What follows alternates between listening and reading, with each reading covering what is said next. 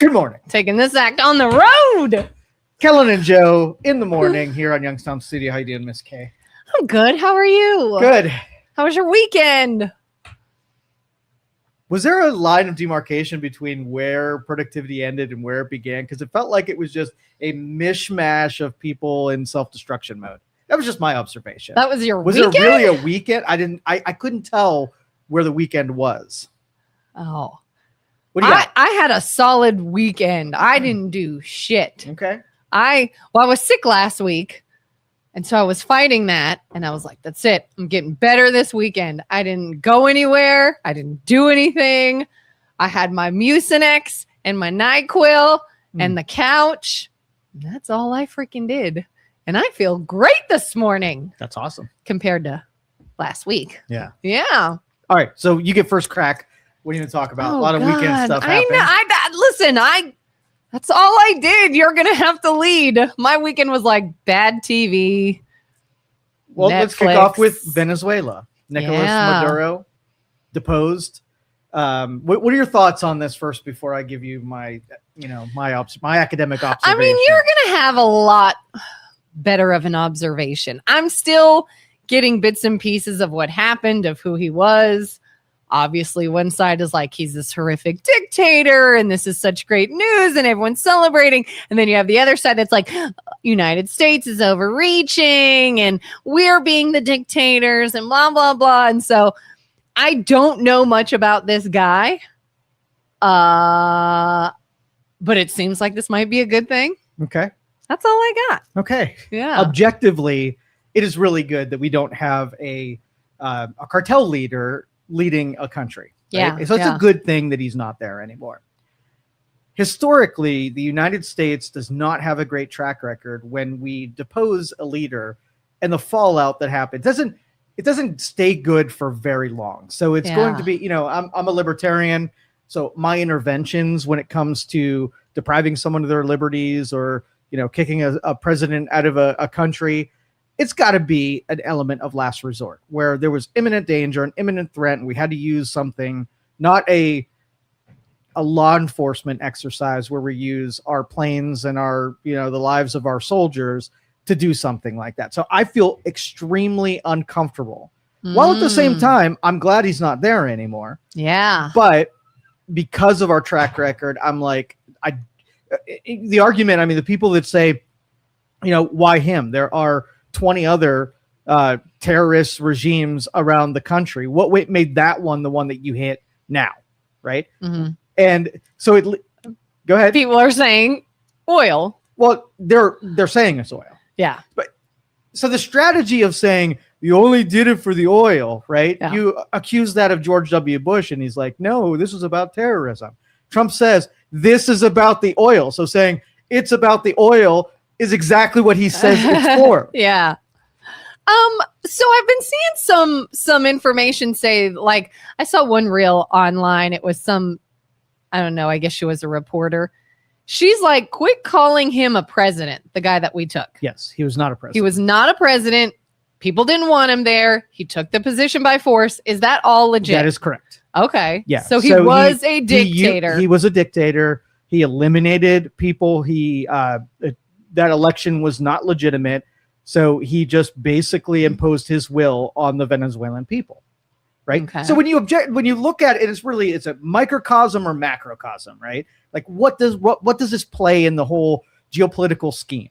Is it a net good for us to take a guy who was doing drugs and pushing drugs out into the Caribbean, that was a dictator who ruled by force and wasn't elected, that we had a $50 million bounty on his head, that took American interests in the oil refineries and took them over, stole our oil refineries in the country. So on the macro level, you have a country that's problematic. You already have an indictment and a wanted poster with his mug on it. They stole our shit and we want it back. And energy is your primary part of your policy, right? It makes sense to go after Maduro if you look at it from that landscape. Yeah, if you're also sort of, I don't know, against harming people that are running drugs, would you not want to stop the person that makes them run drugs? Right. Right. But again, our history is that, so conquest has been part of not the American story, like humanity's story. And at some point we got where we didn't really want to do overt conquest anymore. Like the Spaniards and the Europeans, when they went out, they're like, we can increase our economy and our prosperity if we go into these areas that are, being managed by dimwits who don't have the IQ of a potato. And we just take over their shit and we use those resources and we make it a territory where we can run it effectively. Well, I'm pro conquest. If we're going to do it, just freaking do it up, right? Because there are some people that are causing problems in the world that really have no business running a country. They don't have the might to do it. They're a parasite on every country that they touch. They're making things increasingly worse. They're great candidates for conquest. Just put a deliberate conquest plan together and say, here's our 10 most poor, mismanaged, tyrannical, terroristic nations. And then we all get together and just obliterate them and make them into territories of well-run countries. Well, yeah, because I feel like, does it feel to you like the people that are saying, oh, Trump is overstepping and this isn't something we should be involved with, are they not the same people that just how many months ago were screaming about United States needs to help Ukraine and all these other countries, and why aren't we giving more money to help other countries? They need it. We should be involved. But now you don't want us involved. They have the normies out there, they have this, what I've seen in movies, kind of experience with what the rest of the world is like and what geopolitics really is like. It's a messy effing game because we basically project how things are here and we pretend that Venezuela was run similar to what it is here. Yeah. And it's nothing like it. It is a farce. It's an illusion. And, you wouldn't even, let's just say there was no news cycle whatsoever. The United States went in there, kicked them out, took over the country. At what point would you notice? If there was no news cycle? Who would have noticed, and what would you have noticed if you didn't hear anything about it? You'd probably have to know somebody that is either in the country or connected to the country, and maybe that news would start trickling. Not even that. They would be too busy celebrating to say even what just happened. So here are the people that are going to notice this. So you're in Miami. You're having a girls' weekend down there. Yeah. And you're like, you go to your cocaine plug. And it's like, I need to get some cocaine. And they're like, we're freaking out. And when we get it in, it's like $1,000 more than what you're used to, putting up your nose. Oh, man. And you're like, what the frick happened? Yeah. Like, hey, Venezuela, the main conduit for transportation of cocaine, it got taken over. And there's no more free ride of cocaine over to the Caribbean and to Miami. And you're like, well, damn that. My life is now changed and it's different. Yeah. The other thing. So you get Canada, who is this dipshit up north. Like I used to love Canada and I used to love the Canadian people. Well, when they started flopping their tiny micro penises out on the desk, it really started irritating me. So colorful. And the energy, they thought we were, their crude up that way was like we were addicted to it, and they knew that they had us over the barrel for it. But you get another source of the same type of oil that comes out of Venezuela, which we have refining capacity for, and then we bring it from South America rather than from Canada. You're going to notice when your fuel prices are like, hey, why is the barrel of oil so low? Oh, here's why. Because we've got new capacity down here that we don't have these douchebag Canadians, kind of holding us hostage for energy anymore. So those are the two people who are going to notice right out of the gate. Oil speculators, okay, they like to keep oil prices at a certain level. I think it's around $70 a barrel. And that's when there's enough money involved in prospecting oil and the production and distribution of oil that it's worth doing. Right? Do you remember, like around here, we had the gas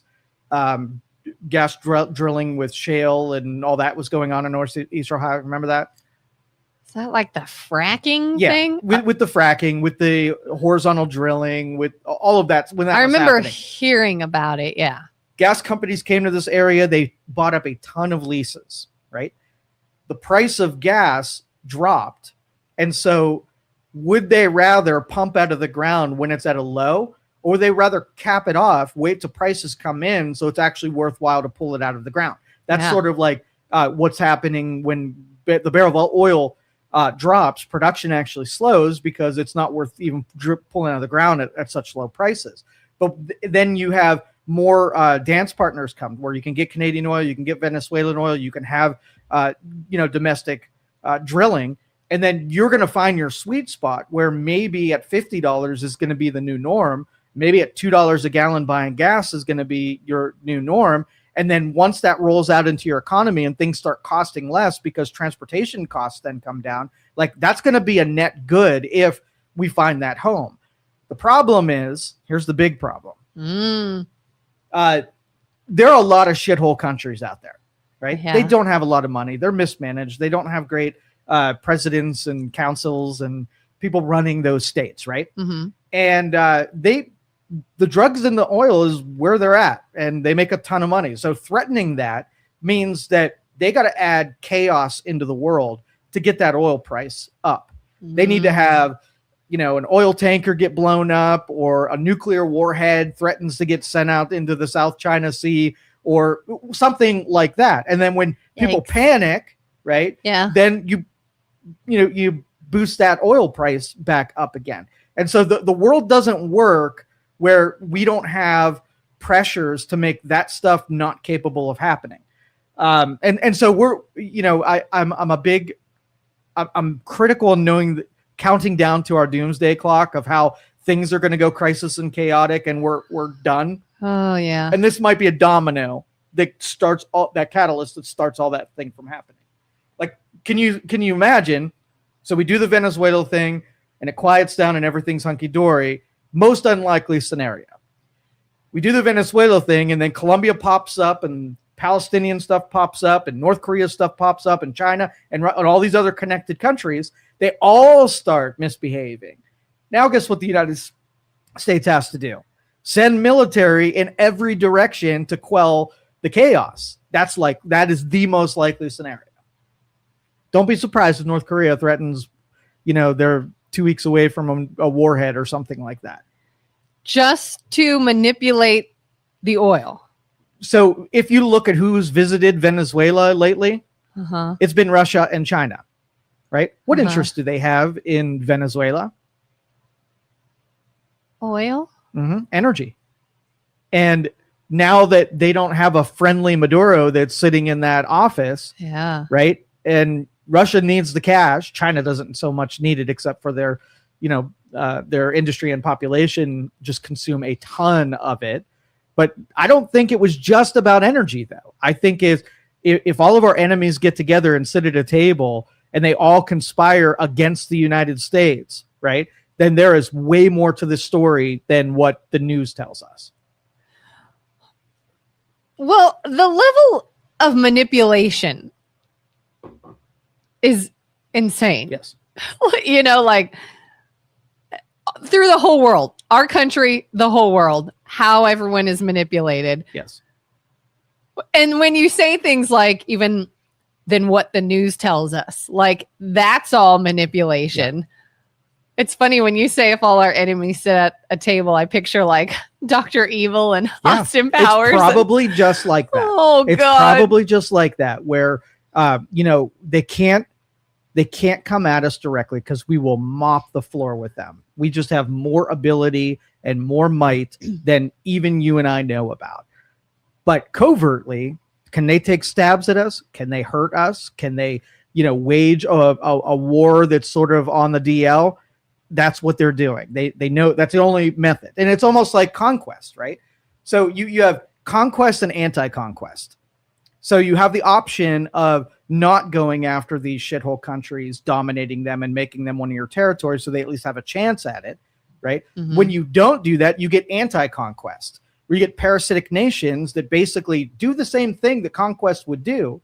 They're using your economy and your prosperity to survive. So you get the negative side of that, all the bad sides. So it's almost like you're putting this thing. If you do, right, that people are like, oh, you're just a colonialist. You're just taking over these countries. That's bad. And if you don't do it, these people are just taking advantage of you anyway and taking your shit. killing people and being murderous thugs around Yeah. the world. That's also very bad. It's like, oh, look at this injustice and these people that are being harmed. We should step in and help. And then if you do, now you have this whole effect of the other bad guys that were in cahoots with them. Now they're coming after us. And everyone's like, whoa, you just pissed off the rest of these countries. And now they're going to come after us. So what do you want me to do? Yeah, you remember Dick Cheney, Middle East? They'll be celebrating in parades in the streets, and we'll be adorned as their what's that called? Yeah. Their whatever. Why didn't that happen? Why was that such a shock that once they got rid of this deposed leader, that they'd all of a sudden say, hey, we're going to get democracy. We're going to do it. Here's the one thing that is your telltale. If the citizens of a country, like they're doing in Iran right now, if they revolt and they don't want a despot leader and they're willing to fight for it, and you see them militiaing and they just need a little boost. Well, but if the people aren't doing it already, then they don't want it bad enough to make sacrifices, because I would be afraid, just the way our Middle East policy has been, the minute that you side with the Americans come along and pull the rug out. And now the new despot says, oh, by the way, we saw you supporting the Americans when you're here. You and your family are just dead.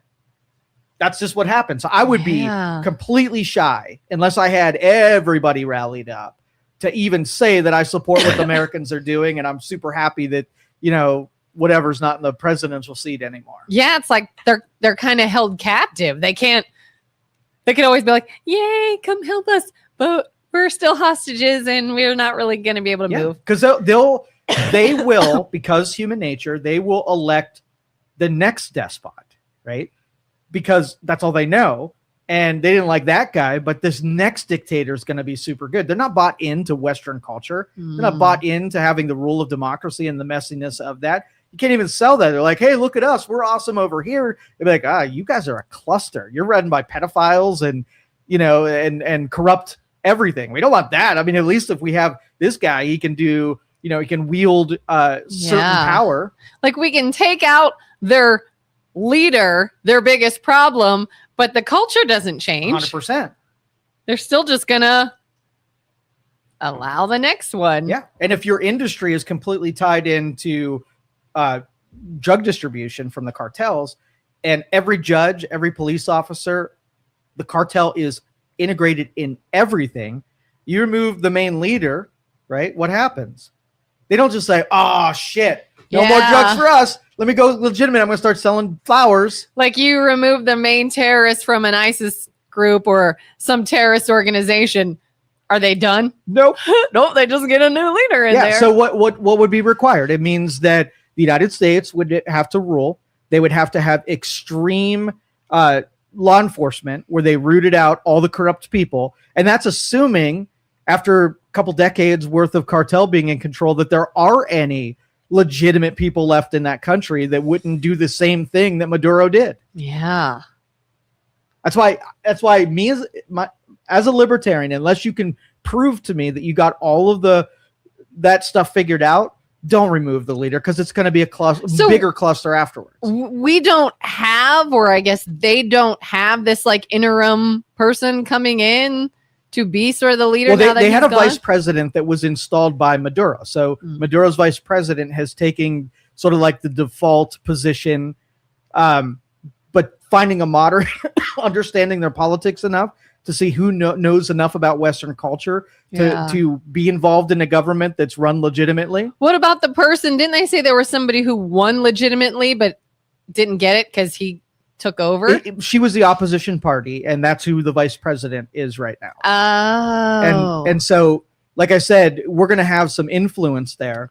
But they have a setup of where the opposition becomes vice president? Well, that person was installed. And when it comes to politics, if you want the opposition party to go along with what you're doing, you bring one of them in, but they're just a figurehead. They're just a puppet. And it's like one of those things where what Trump said in his press conference is that the people don't have confidence in her as a leader, which means that it was a figurehead position meant to bring, you're a dictator. What do you want to do? You want to curtail the opposition so they don't overthrow you. So you make them vice president, but their job is to sit in a chair and never ask questions, kind of thing. That's what I assumed. No confidence in her, as she didn't have any power. Mm. But if we have, our people, our diplomats, our law enforcement aid and assist, once you put a doctrine together that they can follow over the next decade, it's still not fixed. It's going to be a cluster. The upside is that it's going to be paid for by oil and energy that they could sell hand over fist. So it's not going to cost us anything. My fear is you're putting American lives in danger for a bunch of people who are probably corrupted by the cartel for a couple decades. And that's a dangerous prospect. Cartel's no joke down that way. Yeah, I mean, I've heard of military guys saying, even when you look back on our wars in Iraq and Afghanistan, like, oh, look at this major accomplishment we carried out, lost a lot of lives, sent a lot of people over there. We finally captured this whoever, and everything could change, and they go right back to the way they were. It's exactly right. And it's because when you have political will shifting every 4 years, that means that just like those supporters of when they'll throw parades for us, they're afraid that in 4 years, another person's going to be in there and pull the rug out from underneath them. Think about our military, same thing. They go do really hard stuff, put their lives at risk. All of a sudden, we're like, oh, you conquered Afghanistan. Let's just give it back to them. And you're like, why the F did I do that? Yeah. Why did I take the risk? Yeah. So again, the political will, again, if a country's not like on the precipice of figuring out democracy already, and we're just there to do an urging, that's one thing. But I don't think Venezuela, I mean, they're happy that they don't have a tyrannical leader anymore, but I don't think they were on the verge of figuring it out for themselves. Yeah, you think the happiness is pretty much going to be short-lived until they're right back to where they are, or could it stay better? I'm saying good luck. I hope it's the first, but I fear that it's the worst. Are we then do you think we'll start seeing the benefits of this oil then?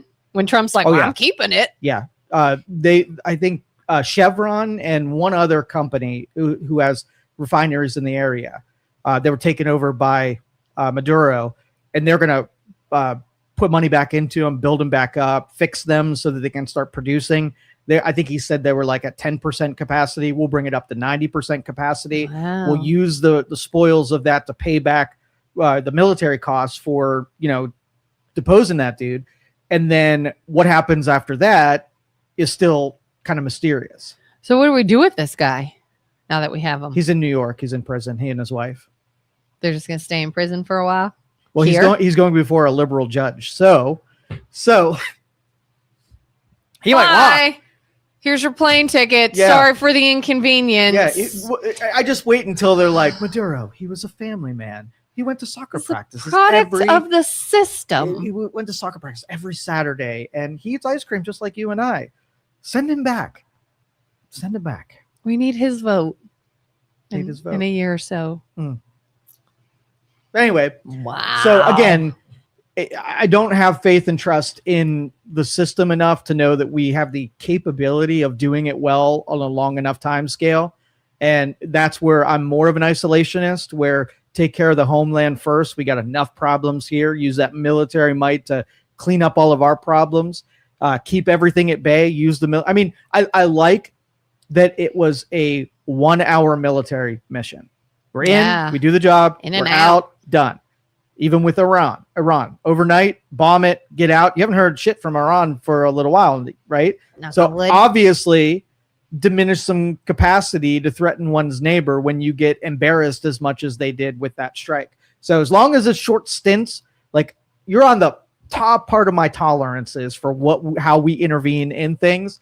And I'm looking at Colombia, next door neighbor, who is equally as terrible as Venezuela. Yeah. And if we have two of these going on, how many conquests can we get going at one time?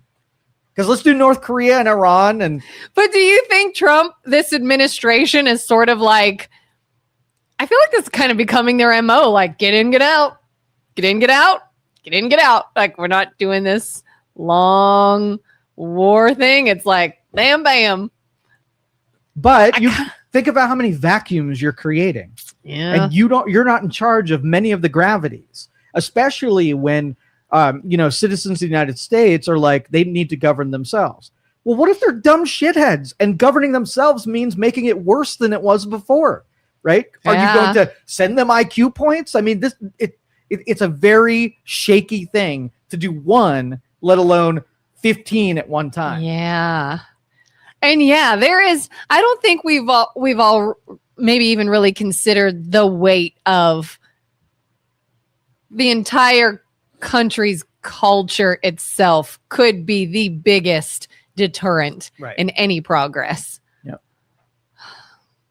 So yeah, it's like, what are the risks we're willing to take? Now, if this is going to sound a little selfish, if the people of whether it's Venezuela or whatever do resort back to the old ways and sort of allow themselves to kind of fall under that type of regime again, could the state still have benefited? Like, do we still get the benefit of the gas prices and the oil and whatever it is that we have? And, can we still make it a good decision for us, even if we tried to help and they just weren't able to be helped? Other than that, like, what else are you going to do? Well, okay. In business, small scale, right? Let's just say, let's go to an area in Chicago. Big drug dealers, gang activity, whatever, right? Mm-hmm. And you're like, we're going to solve this problem. We have 1,000 gang members here that they rob and they sell drugs and they kill and all of that. We're going to send law enforcement there and clean it up so that those things can't happen. Now you have 1,000 people that were doing those things before and you shut it down, right? So it can't happen anymore. What do those people do? Do they have like a moment where they're like, I'm going to go legit and open up a store. I'm going to go work down at the factory. Yeah. Right. If you don't have an answer for then the people that had the mind to do this stuff and they were doing it for a long period of time and that's all they know. If you don't have a plan for what to then do with those people so that they get on a path that, is more aligned with Western culture, then all you did was whack-a-mole. They go do other things, right? That's their in lifestyle. Other places. Right? Yeah. And then you're like, okay, well, the metric was, do we have drug dealing happening? Nope, not more drug dealing. Do we have gang violence? Nope, gang violence has been quelled.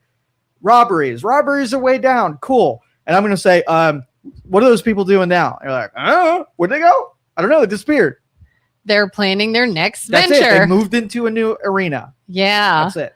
It's kind of like, I think Emma Lobros, mentioned this last week or so, but I've been watching The Sopranos, and anytime the mob or this group of people, I know it's a show, but for an example, law enforcement quells something they're doing, do they just all go out and get legitimate jobs and make an honest living? No, this is their lifestyle. They have to upkeep the lifestyle. They find something else to do. Right. They just get sneakier about it. Right. Maybe a little shadier or smarter about it. Yeah. And that example is why, unless you have direct control in a country that's, a couple thousand miles away, if you can't do it in a city that is 2 blocks away, there's no way you're going to keep it under wraps in Venezuela or Cuba or, or Colombia. Especially too, when you're not just fighting the organization itself, but you've got all these other entities that are also prospering from any corruption there, and they're going to jump in and help. Yeah, God, it kind of feels like a losing battle. Yeah. But it pushes things to a head, because when they were able to do this covertly, the money was good enough that they just kept doing it. So the only reason we're intervening is because, hundreds of thousands of people a year were dying from the drugs that were coming in, and we made that harder, right? Yeah. And now you have to get a little bit more overt with making the same amount of money. So, maybe some of our things that weren't happening because they were the least good option now becomes a better option. And now we have direct, powerful countries that can defend themselves get involved in it because of necessity now. And now things are made worse. But anyway, it's early on in this. I'm just sharing my fears and dissecting all of the ways that it could go terribly bad, and kind of give my rationale for thinking this is not a great thing. Like maybe it won't. Like maybe it'll be great. Maybe everything will work out. Maybe Venezuela will start to prosper, and they're going to be so appreciative of America, and they're going to be our biggest ally, and we're going to get all this oil, and everybody's going to be doing great. Okay. I'm willing. I mean, again, I give that about a 15% chance of happening. So you're It's telling me there's a chance. A lot of tumblers have to fall just the right way for that to happen. Yeah. And we'll see. Emmanuel says that's like the drug dealer becoming the mailman. The drug dealer becoming the Is that mailman. like just inventing new ways to have distribute the drugs through the mail? I don't know. Give us more details on that analogy. But anyway. Yeah. So what else? We'll go more into this, but I want to ask you something because this was an interesting one. Okay. Did you see the bikini me on X? The what? Bikini me. No. Yeah, it's a trend that happened over the holidays. Bikini me. Bikini me. Bikini me. Bikini me. So what it is artificial intelligence and graphics image creation can take a picture and they can use a couple of comparison pictures about what the body looks like and different poses and whatever, and change your clothes out for a bikini. And kind of like we're seeing all these girls putting themselves on other. Yeah. And so, but anybody can do it. Not just the person can do it. You can do that to anybody. So there's a privacy conversation happening, whether or not it is assault to take someone who does not want to be pictured on the internet in their bikini, being forced to be pictured on the internet in a bikini. And they're like, hold up, how is this allowable? Isn't the first lady doing something with this? Like people, instead of a bikini, you can make someone like look nude. You can make someone look, like they're posing for Playboy or something. During the bikini me, they were pushing on the limits of what this thing can do. Yeah. And that's what's most concerning is that you can take a person, flop them around from their backside, leaning over in compromising positions, slap a bikini that is made of cellophane, and it becomes a completely different deal. I mean, yeah, you're putting someone's face on someone else's body and you make it look real. Because it is using all you stuff, it is your body. If you took... Oh, yeah. Wait a minute. Yes. You're saying this isn't just like, here's an image of a female off the internet and here's your face. It's I can somehow guess what your actual body looks like. Yep. It's not that difficult. You give me a sampling of 10 pieces of clothing and I can see the contours of where things are placed under the clothing. Especially if you wear revealing clothing, I can get a really good idea. Like, is it going to know all like your cellulite and your dimples and depends what you've given away. Spider veins and your depends what you've given away, and so it can create the image of what you would look like if you were in a bikini. And women are pushing back against this because they feel like they've been violated, where they've been exposed in choices they didn't make. Can they make you look better? I don't know. I mean, listen, like, I feel like a lot of us have taken vacations to the beach and you share pictures. Right. There are pictures of me on the internet in a bathing suit on the beach. Listen, if you can make that look better. Now, if you make it look worse, I'm going to be a little I think it's just trying to go accurate. I think it's trying to make it so that it's an accurate depiction. And why would somebody do this to someone else? Blackmail, I guess, or no, just because you can do it. Just online bullying. Yeah, and they've done. I mean, it's a new capability, and so sex is where you go first on every new capability, every technological advances, because how we're freaking wired. But there, like I said, there was a lot of people who were unwilling that got depicted in a bikini in compromising positions, and I could see, I could see where. I'm not a big believer that, humility was part of what we post on social media. Yeah. So the fact that somebody posted their bikini and somebody else posts a bikini, it's not much different if you presented it yourself. But if someone's like, I've never posted a picture in any tight clothing or any bikinis or whatever, and I get put up there, that's a choice that goes completely. I didn't want to do that. That's why I didn't do it. And now it's out there. Yeah, I feel like there's a court case about this. There's like a young girl, this blonde girl went through some legal stuff because some people were posting images of her online that were not real, and they were affecting her and her job and things like that.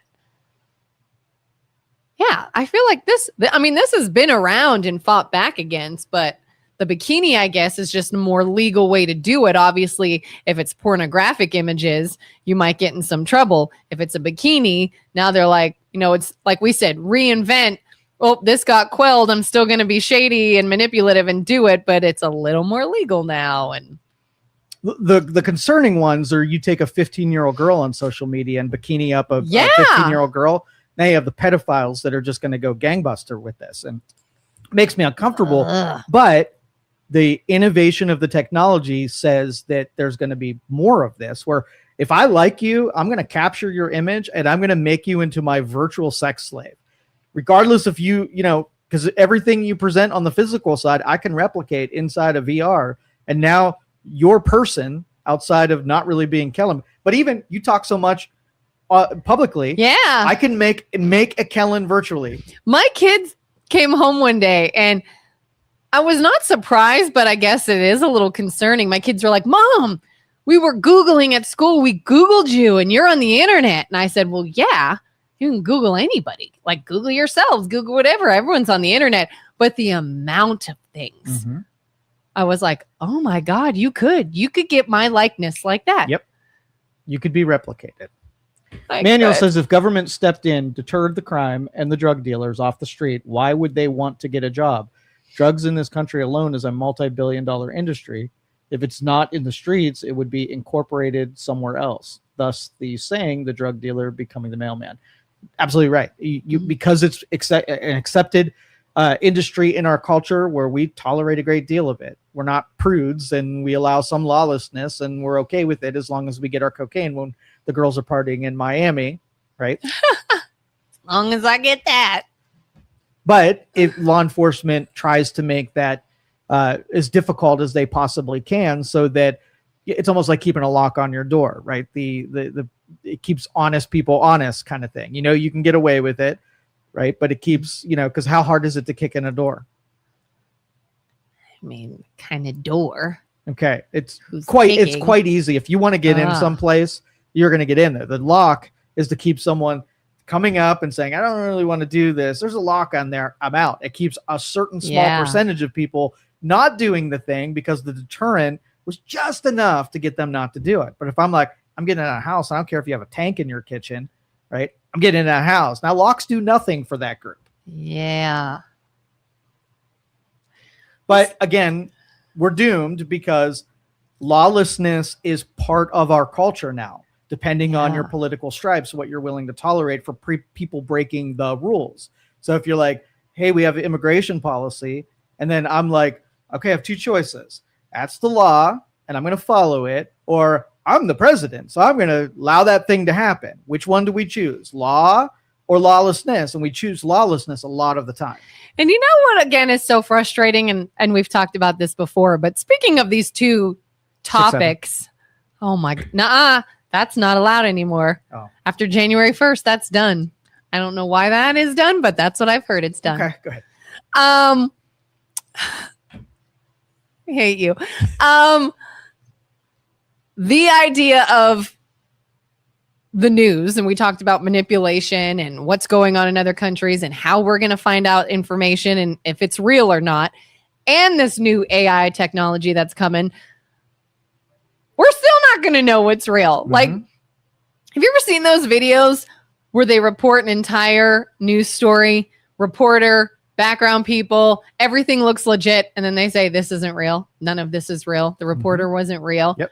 And like if you really zoom in, you see like words on clothing doesn't actually say anything, it's actually blurred out, but it all looks totally legit. So it's almost like when you say, if there were no news coverage, how would we find things out? We're going to be right back to that. We are. We have news coverage, and I still don't know what is actually going on. And there's so much information that most of us have just a superficial understanding. Everything you heard response from Maduro was all superficial. People unwilling to dig into the details and be objective enough to know what's really going on. It's just like, I don't have time to read this, so I'm going to pick someone and I'm going to adopt how they feel about it. And then you have this superficial, complete understanding of the world. Well, I would give it probably a 90-10 split. 10% of the people of this country know what's going on and could actually have a good conversation about it. 90% have just parroted or adopted something somebody else understood about something. And you said if you look at the the AI generation, if you really dug in, you could tell. But again, 90% of the people are superficial. They're going to hear something that they wanted to hear. They're going to adopt it as truth. And by that time, it's spoiled. It's gone wrong. You're not going to uneducate people about what they think or know or feel. Yeah, the video I saw that was completely AI was shared multiple times as though it was real. Mm-hmm. People were believing this happened and then went back and saw, oh my gosh, this is AI. This video is about how realistic AI can look. So not only are we not privy to actually look into anything and investigate it, but the AI itself looks more and more realistic. Yep. So you have to do even more research to find out, is that even real or not? Nothing's going to be real. You know what is like, it's been so freaky lately. When you think of things like that, fake videos online, deep fakes, AI looking, sounding like people, how now you could even like take their image and guesstimate what they look like. You don't even have to put them on a fake body. You can get their own image almost exact. The technology is so insane. And then I hear things. I just was listening to the radio the other day, and their tagline, they said like the call letters of the radio station, and said something like, "We're human," or something like that, where it's always a real person. Like that's their advertising. That's their tag now, that's their marketing is, hey, we're actually real human beings. And I'm like, this is the age we are in the future. We are in the future that we have to now in everyday media state whether or not you're human or not. Mm-hmm. Oh, these are humans. These are not. Okay, so if you go back 5 years when we had the onset of AI, Joe Danyi just basically painted this entire picture for you. Yeah. And I said, don't do it. Keep this genie in that bottle. If you release it, you're done, right? Uh-huh. And now everybody was like, well, he said that, but how do I do that? I'm not in control of everything. How do I freaking do that? Even the guy that was creating it was like, this is a dangerous deal. Don't do it, guys. Don't do it. It was like, well, we're going to do it anyway. Okay. And then, so do you get 10 years in the future where you have no, North Star of information and then say, well, this is a bad idea? Because all I'm going to have to say is get in your time machine, go back 10 years. Don't do it. Don't consume it. Don't support it. Don't invest in it. Let it die, right? Let it be used in places that it's appropriate, but don't have culture. If your culture is really good, then it would magnify. It'd be a tool that the world would even be made a better place. If your culture sucks ass and you're all terrible people, you're going to magnify terribleness. And AI gives a magnitude greater than the terribleness of humans and makes it even more than it naturally is. So it's just a reflection of who we are. Yeah. 100%. And I watched like this teeny tiny bit much of the Critics' Choice Awards were on last night. And at one point during it, they were talking about the AI actress and they were sort of bashing it, made a joke about it. And you could tell like they don't like the idea of an AI actress, obviously, because it threatens the industry. Yep. Yeah. And so I've been even to like, I'm not going to watch anything with an AI actress, and I'm not going to listen to a record that's all AI generated. But I mean, we'll see how that goes. But I think it's going to take the pushback from a lot of people. But we're beyond that already. Emmanuel says it's becoming harder to tell if things are real or fake with AI. You really have to look at every detail to see the truth. People are either blind listeners or visual observers. If you're a blind listener, you're doomed to fail for the AI trap. This stuff is going to be really separate. It's going to really separate a nation. And with most people's on the go and constantly moving, we're more prone to listening than viewing. So let's just say, it's unpopular to have AI actors and actresses in movies. So a production house puts together a movie and they just put AI actors and actresses, and they just don't tell you they're AI actresses. Yeah. So you can get 50 movies deep into something and you really like the movies and they did really well at the box office. And they're like, oh, by the way, guys, these were not real people to begin with. How many people actually care? Like, I don't know. It was a good movie. And if your if you lowered my ticket price for going to see the movie because you'd have to pay an actor $1 million and you got the CGI and explosion, so you don't have to blow up an actual building. And if I couldn't tell that you were doing that, then it doesn't effing matter. It does matter. It doesn't matter. It does matter. I am giving you the prediction that in the short term, right? So if I told you, hey, if you order from this consolidated retailer, then a lot of the businesses that you really like around town are going to go out of business. You're like, I can't do that. Support small business. Fast forward, and it matters less and less because it became too good, too convenient. And now when they're all gone, they're like, how do those small businesses, why did they go? They can't get any customers, dude, because you're buying everything on Prime, right? Yeah. So in principle, we say the words, but our actions don't match it. So we might say, I really hated that movie, but you went and saw a bunch of them because it was cheaper and it was better action and it was everything you loved in a movie. And at one point, I think you sort of get to this point too where it's like, well, I can't beat them, join them. That's right. Like, I have always been a proponent of shop local. Go out in your local community, find something you're looking for, spend the money here, keep your community thriving. And when Amazon started really blowing up and everybody was ordering online, I'm like, guys, come on. You could have gotten that from the store. You could have gotten that from the store. Like, not everything has to be found online. Now, when I go out in our area, and I saw this around the holidays, when I attempt to shop here, it's awful. It's awful. I don't know if you've been to the Southern Park Mall yet. That place is done. Unless there is a major intervention somehow, they are done. There is not shit in that place. Anywhere I go, I can't find what I need. And what do I have to do? I have to go online. Consumers did that. Yeah. Consumers did it. So you have two burger joints, right? Mm-hmm. You have Bob's Burger Joint and Joe's Burger Joint. All right. They're both like, they're paying employees and they have chefs, servers, the whole deal. Yeah. And then Bob decides he's going to go get the Fry Cooker 2000, right?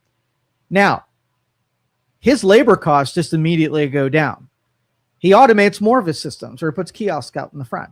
I have Bob who's making bank, right? He's doing really well because he cut all of his expenses. So it made his efficiency for revenue super high. Now, Joe's Burger Joint is looking at that and saying, no, we freaking hire real people. Come to Joe's. We're not as good. We're not as cheap. We're not as fast. But come here, please. Support your neighbor. When it comes down to it, and you want to make like a once a month token gesture, you're going to go to Joe's and post on social media, I'm supporting labor.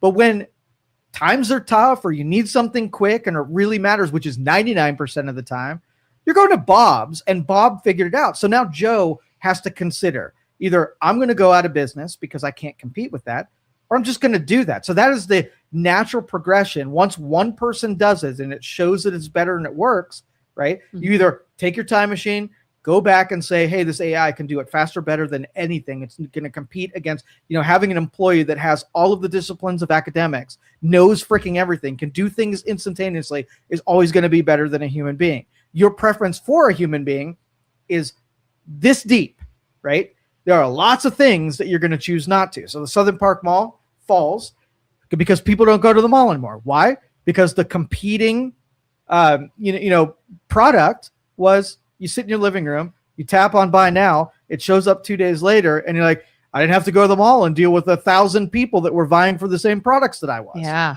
Or pushy salespeople. There's been stores I wouldn't go into because I wanted to be left alone and they were too pushy.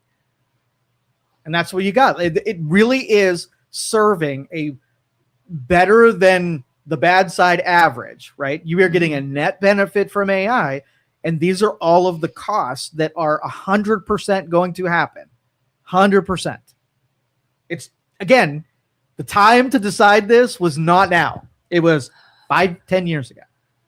And we didn't. So this is just what it's going to be. What do you think's going to happen too with things like landfills and garbage and waste? I didn't watch the documentary, but I saw an advertisement for a documentary about, with all of this online ordering, shipping, things of that nature, the waste is now becoming almost like uncontrollable. Mm-hmm. And it's just going to be filling. You have more bags and boxes and packaging and return debris and all that stuff. And, items that can so easily be returned, but then they just kind of get tossed out. And are we going to be like an idiocracy where it's just like mountains of garbage and shit everywhere. I don't think it'll be here. I think, again, because we have so many parasitic nations. So let's just say you take a country in Africa and you're like, hey, we'll give you $1 billion just to fill your landfills up and we'll ship it to you every month.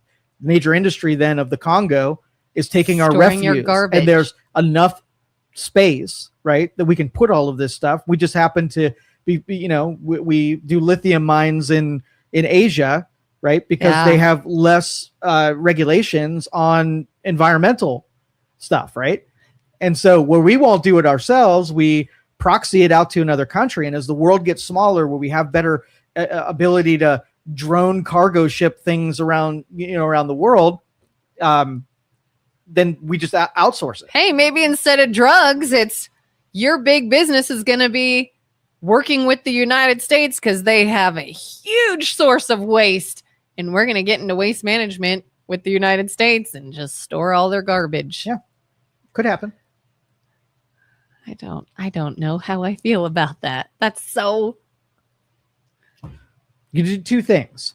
You can either stop complaining about it and just accept it that the marketplace will solve that problem, or you could be like, I'm not buying anything more and I'm not going to be a contributor. And I hope a lot of people join me in doing that. And then we've solved the problem by not buying into it. Boycotting that. Yeah, won't work. No. So it's the other option where we'll figure out a way, even if it means shipping our stuff to the Congo. Emmanuel says Southern Park Mall is less than Mega Bucky's. Mega Bucky's. Mm-hmm. Bucky's like the gas station? What's a Mega Bucky's like? It's probably very big, and Bucky's is awesome. They sell freaking everything. And so when you're comparing a Mega Bucky's to Southern Park Mall, I was like, that's not even a comparison. No. Yeah. It's a shame. We were talking to our kids about what the mall used to be like, and it would be nice to have something like that back and thriving again. You think it's just done forever? Totally done forever.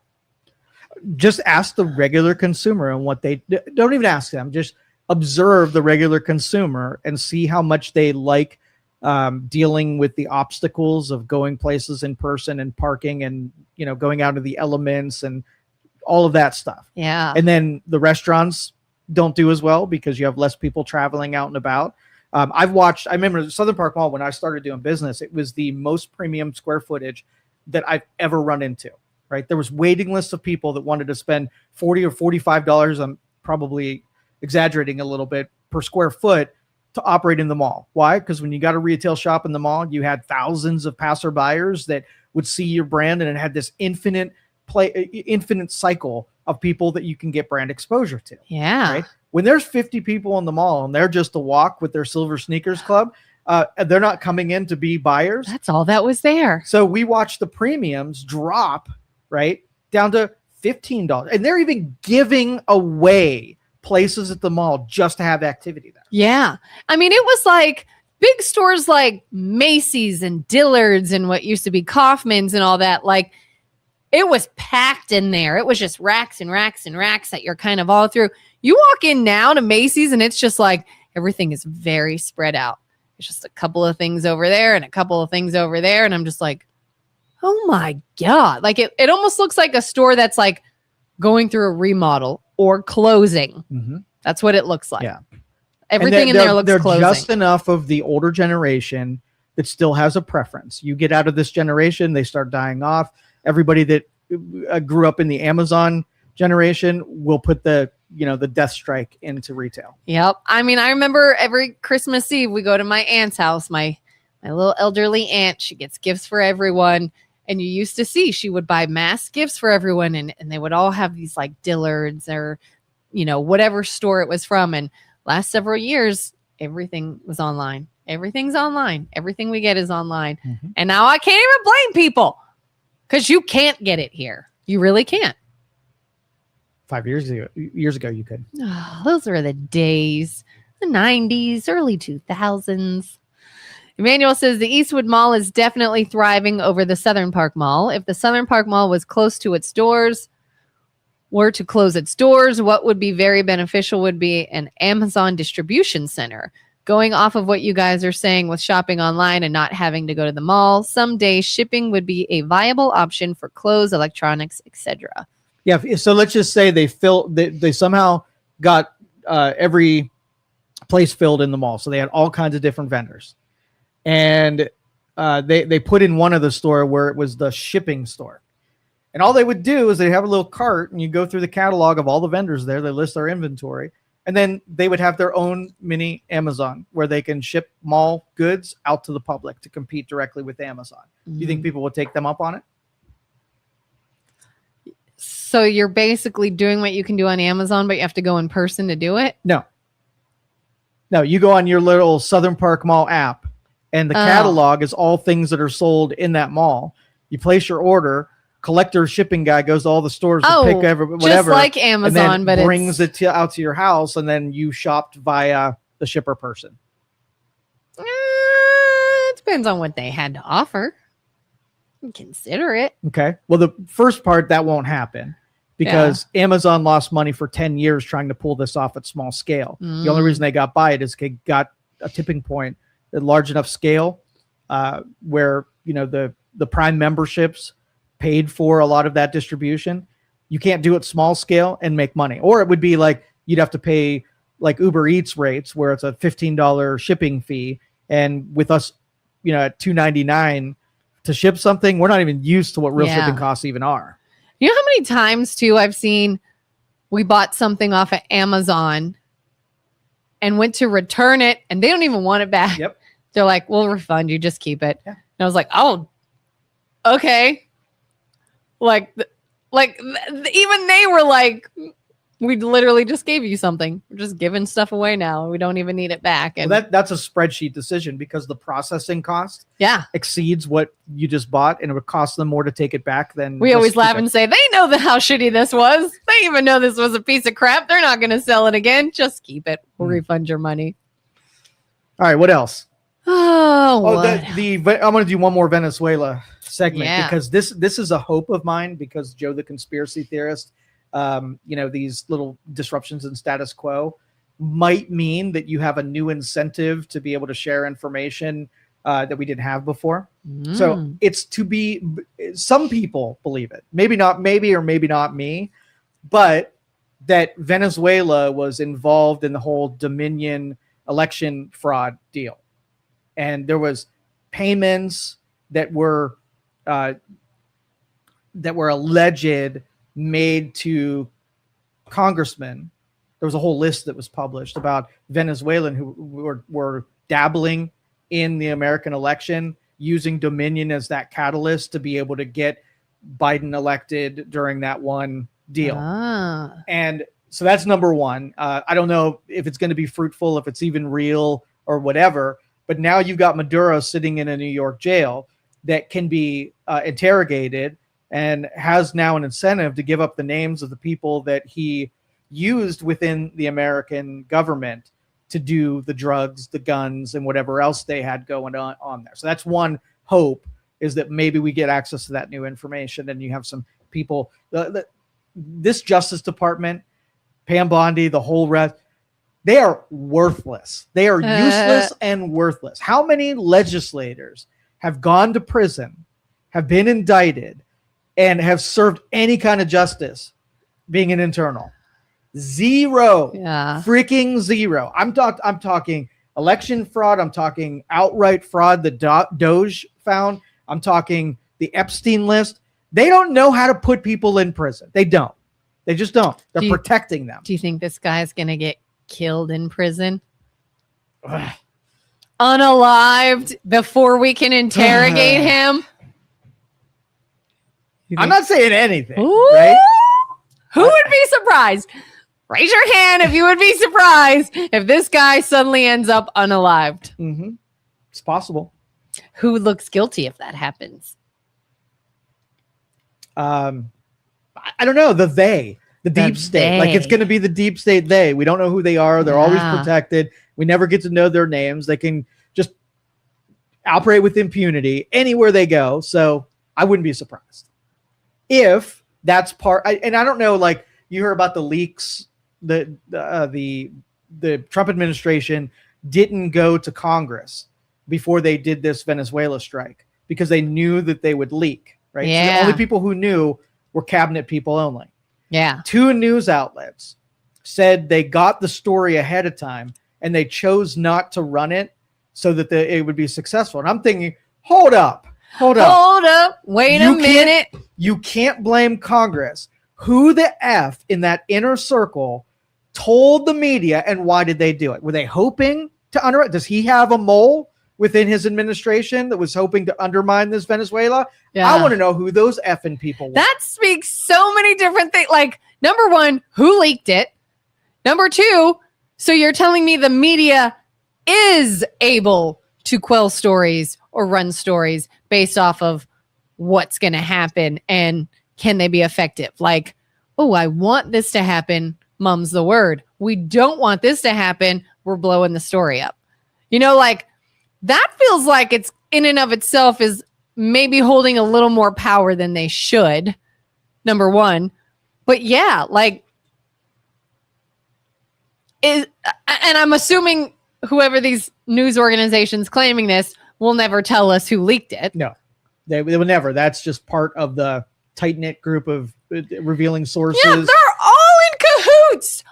Everybody is captured. Everybody. The media is owned. The representatives are owned.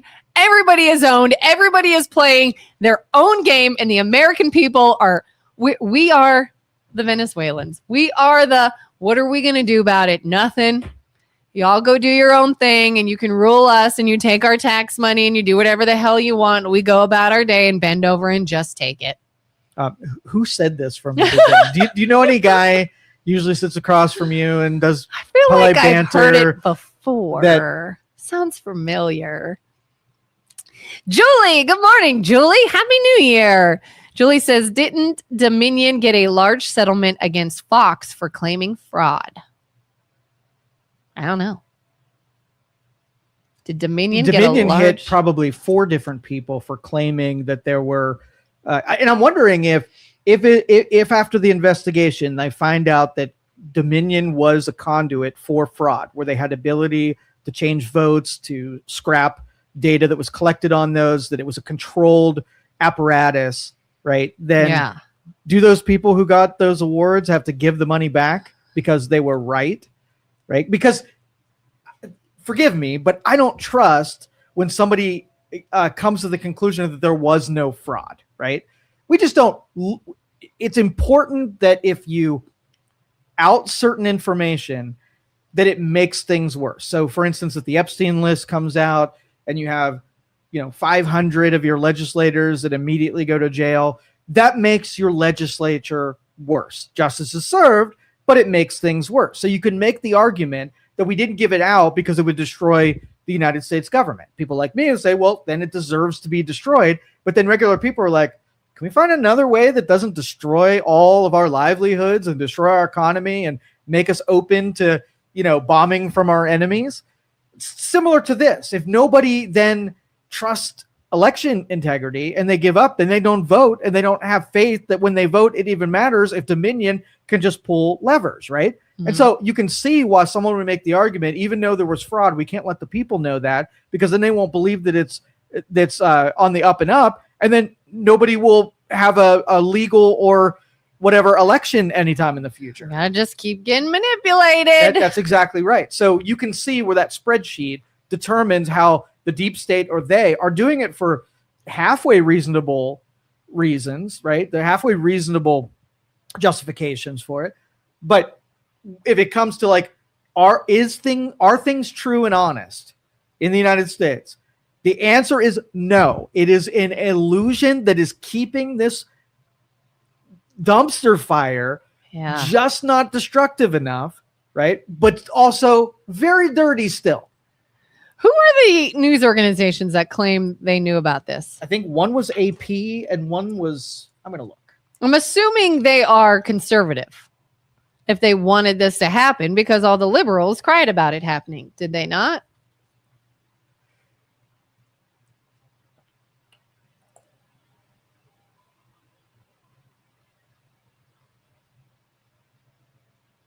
I'll have to look it up later. Oh, what was that? Go back. Secret details. Go down. Secret details of Venezuela raid leaked before dramatic.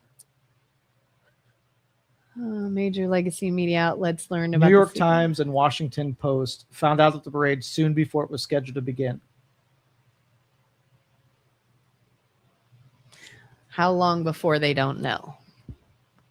But again, they're keeping this stuff together with bubblegum, and the world's happening very quickly, and a lot of status quos are being broken. So it's just a matter of time before it capsizes. Unless, for some engineering feat, they can keep it all together, and then the American people stop paying attention to it, and then we move on to the next distraction that's presented to us.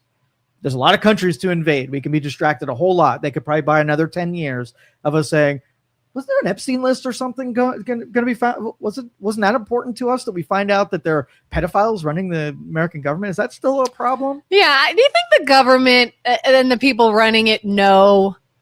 Listen, American people are going to bitch and moan and whine for a while, and then they'll get over it. We're going to hear about this Epstein for a while, and then they'll get over it. We're going to hear about Venezuela for a while, and then they'll get over it. Like, because that's how it works.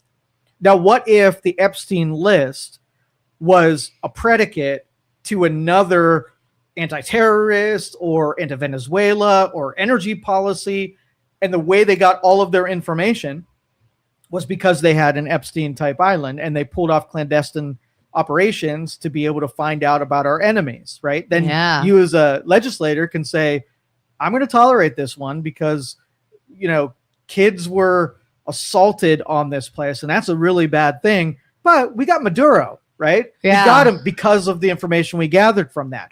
Now you're in really slimy waters, really slimy. Yeah, when they're like, hey, how big of a problem is this if it can help us solve this? Right. All right. Next topic is NGOs. Helping country. And so an NGO, for those of you who don't listen often, we talk about them all the time. They're basically end arounds of the law, right? Government is restrained from doing certain things. So these proxies are formulated so that you can pass money from the government to the proxy, and the proxy then does the thing that the government's not allowed to do, right?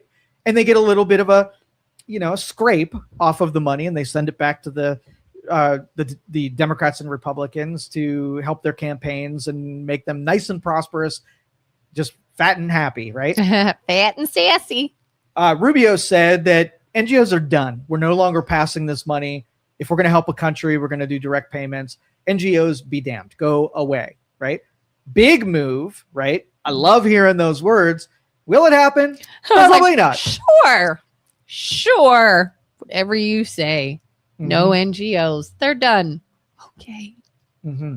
Not a lot of faith in that. I don't have faith in anything anymore. I know. I used to be an optimistic, hopeful person. Yep. And now you know how the sausage is made, and you're like, damn. I think the analogy I used the first time that we had this conversation was, like you go to a restaurant all the time and you really love the ambiance, the food and whatever, and you work there for a week and you see how things are really done and you don't feel the same way about the restaurant. Think about it in terms of when you see the machinery, you're like, oh shit, I can't believe I had faith in this. And I got to protect the illusion of the front part of the restaurant and hide the back part. Oh God.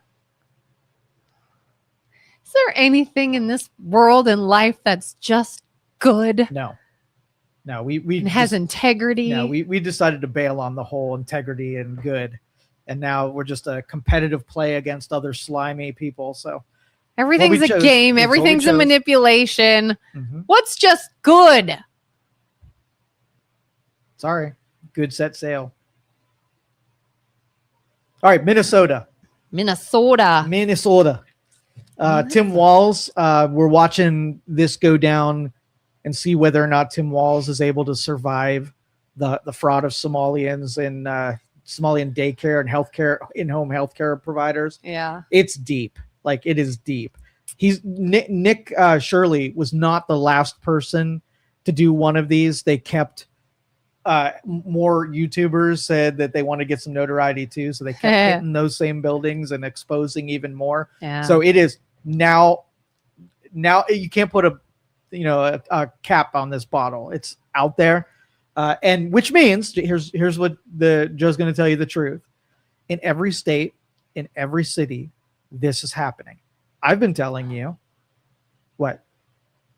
I'm shocked. You're shocked. I'm not really shocked. No, she's not shocked at all. But we saw it happening when, in the business community, we see our competitors getting this access to money that we're not getting. And then we see what it's required to go get that money. And we're like, I couldn't get it even if I wanted to. It's for a very small subsect of people where you can just filter money right to the people that you want to have the money. So instead of saying, here's a benefit to a welfare program, I'm just going to say, fill out this paperwork, pretend you have this thing, we're going to give you a bunch of money, and it's the same thing. We just use the mechanisms of DEI government to get you money. So, and we're picking on Somalians a little bit more. It's every ethnic group. If you got women, minorities, Somalians, Mexicans, whatever, every group that got a special pass from law is benefiting from these programs, if you want to call it that.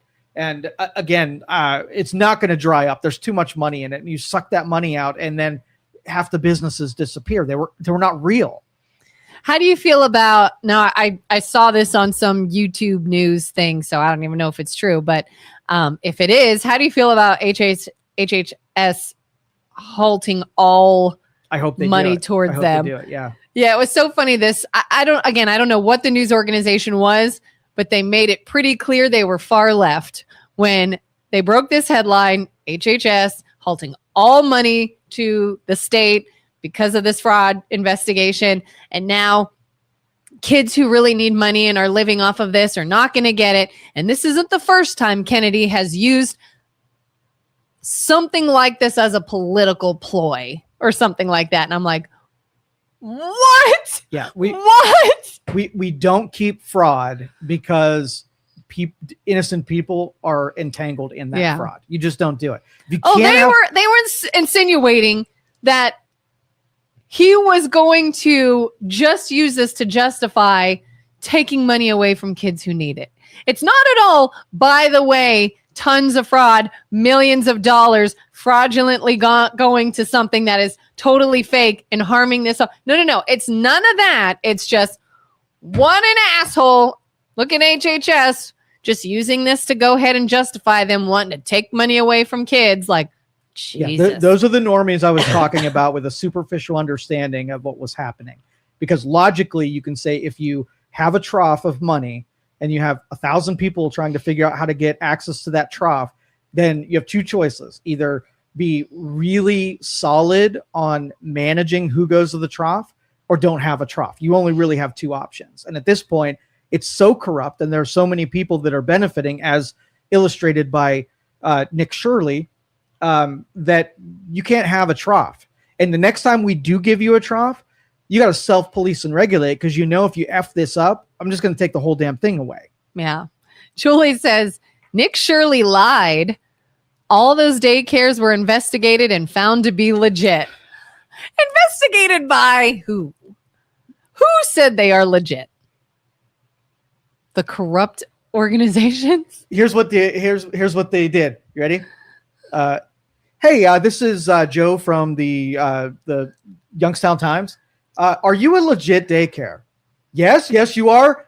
Yes. Hey, this is Joe from. Are you They're all freaking legit. Nick lied. That investigations that go super fast aren't really investigations. So if you've only had a week and there were thousands of daycares, you're telling me that they investigated and made sure they were all on the up and up in that period of time? I call BS. I mean, and let's look at it then. I mean, Nick went, he had a camera, he had interviews, he had documentation. Okay. If you investigated, show us what you did. What did that lead to? Give us some insight into it. Who ran the investigation? What are they tied to? Why would Nick Shirley lie? What's in it for him? What's in it for these investigators? And what did they do? Like, just be transparent and show us. And from this point, again, you've got really well-funded corruption, right? If you don't think that now they have stocked these daycares with actor kids or brought a bunch of people in so they could pass inspection, it's less meaningful at this point unless you get a forensic investigation going and you figure out what was happening prior to that story breaking. Before, did you read my my Craigslist ad? I don't think so. Okay, I'll read it to you. And I don't know that this is factual, but it seems it was an actual placed ad. I just don't know if it was actually. Oh, I think I did. Okay. Yeah. Daycare, hiring child actors for 3 days. Contract for Ventura Village. Help us daycare. Hi all, my family runs a daycare in the city and I have over 5 years until Monday when funding was cruelly ripped away without cause. Due to this insane poor decision in the White House, in clear white supremacy, we had to close our doors immediately. We must prove we are a functioning daycare to get the funding back. The issue is the entire client base has already found new daycare services, so we need to find new client base quickly. To help hurry the state vetting process, we are looking to hire 20 child actors for 3 days while state is present on site. We pay up to $1,500 per actor per day. If you're interested, please send your child's age and a note of what makes your child a special actor. Please submit phone number as well, as we'll be doing quick phone interviews as part of the process. Thank you so much. I did see that. I thought that was a joke. No, that was actually posted on Craigslist, but anybody can post stuff on Craigslist. Yeah, so, even as a joke. And so if you wanted to just like meme it and you create a real one, but still, I would not be surprised if after you have an industry get busted for, shanking the numbers and having like one child when you're getting paid for 120 children, to bring in some family members and people to make it look like it was a functioning daycare. Yeah. And there was another one that posted last night that there was a food services place, a place that was getting paid to serve 6,000 to 9,000 meals per day. And investigators watched it for, I think, 6 weeks. And in that 6 weeks, they counted about 40 people per day. So, and to me, even though they were serving some meals there, they weren't serving what they were being paid for, which was 6,000 plus. And so I don't know that any of this stuff is real. I just know they are all mathematically possible. Yeah. And if the people that are handing the money out can't prove to you in 2 seconds that it's legit, giving you proof that it was happening, then you cut their funding. Because this is the beginning of a conversation. If somebody says, hey, you're giving money to Bob to pay his rent, right? He gave you a sob story and you're paying his rent. I think he's going out and partying on the weekends, right? Would you keep, now that you have a suspicion that he was not using your money the way that was intended, you as the person giving it, now what is the new standard? Would you, the next time you hand it out, would there be different rules governing it? Would you pay it a little differently? Yeah. Well, yeah. So Julie had said, Kelin, why do you not believe in anything but totally believe in RFK? Don't totally believe in RFK. I believe in what makes sense. What makes more sense? What seems more legit? One man that just for no apparent reason hates kids. Oh, I'm just like this evil, like Dudley Do-Right. I hate children and I'm just going to steal from the kids and mine. Or is there fraud? Does fraud exist? Yes. Has fraud always existed? Yes.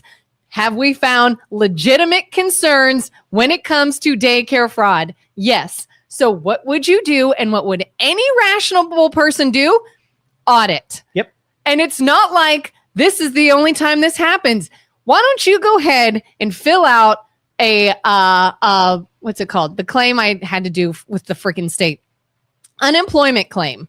And the moment the state thinks maybe you don't deserve this money, they're auditing you. They're looking at you. Why don't you go ahead and make a mistake on your taxes and tell me if the state stops your funding and questions you?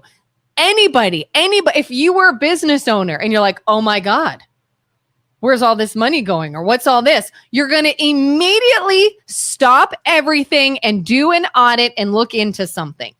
So why is it some evil man who hates kids and wants to take money from kids and not, holy shit, there's fraud and we better do what makes sense and hold the money until we know where it's going? Yeah. It's the origin of a curiosity. Everybody should, do you want to spend money and help people that need it? Yes. Do you want to starve people who are just, stealing? Yes. So both can be true, right? And if you want to quell now the people are like, I know it was going on, but now I see an example of it. If someone's like, hey, there's somebody behind that red curtain, and there's going to be people that says, no, don't look behind that curtain. Yeah. And I want to be like, okay, well, I don't know that there's someone behind that curtain, but now since you brought it up, let's go make sure there's somebody behind that curtain or not. Why is it hate this man who is stopping everything and not hate the person making them stop it? Why is it not, hey, why don't you all, I don't know, stop looking shady and stealing money, and what are you doing here? Because you're making them stop payments for people who actually need it. No, the outrage is, oh, you stopped payments for people who actually need it. Of course they did. Of course they did. If your money, and by the way, it was going to fraud and being wasted, would you not want the government to be like, hold up, Julie just paid hundreds of thousands of dollars into this organization, and I think you're stealing it.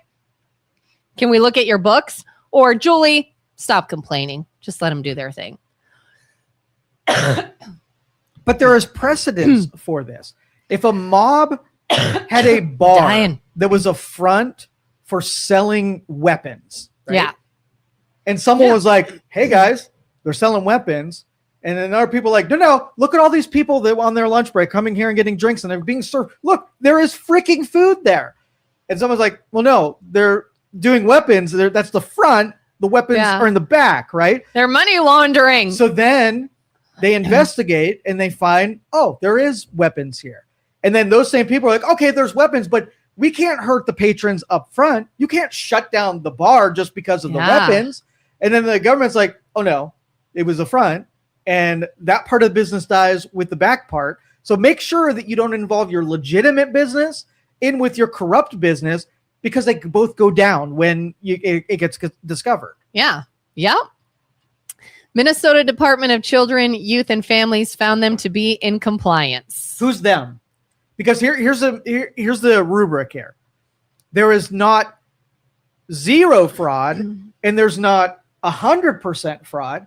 So which means you're going to find fraudulent ones and you're going to find legitimate ones.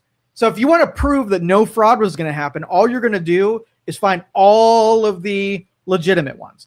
If you want the other side, then you're going to find all fraud. The truth is right in between those two ones. So really, all law enforcement has to say is we're going to investigate, we're going to audit. The ones that are likely fraud, they're shut down.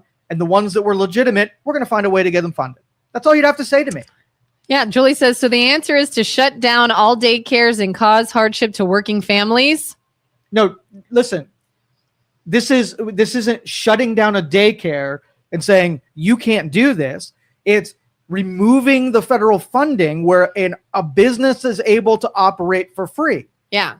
Nobody said you have to close your doors. No, you just have to. You're not taking my money. Charge tuition to the people who are bringing their people there. Again, just another welfare program that gets obliterated with fraud, right? Competing directly against the real daycare industry. If you don't think that the freeloaders are going to go away and they're going to be replaced, if there's a demand for daycare in an area, right? Then a daycare will sprout. But a daycare won't sprout if they're being competed against on fraudulent basis from people who aren't really doing daycare. Julie says this whole thing was begun by a YouTuber that totally fabricated a story that was hired by a Republican congresswoman in Minnesota.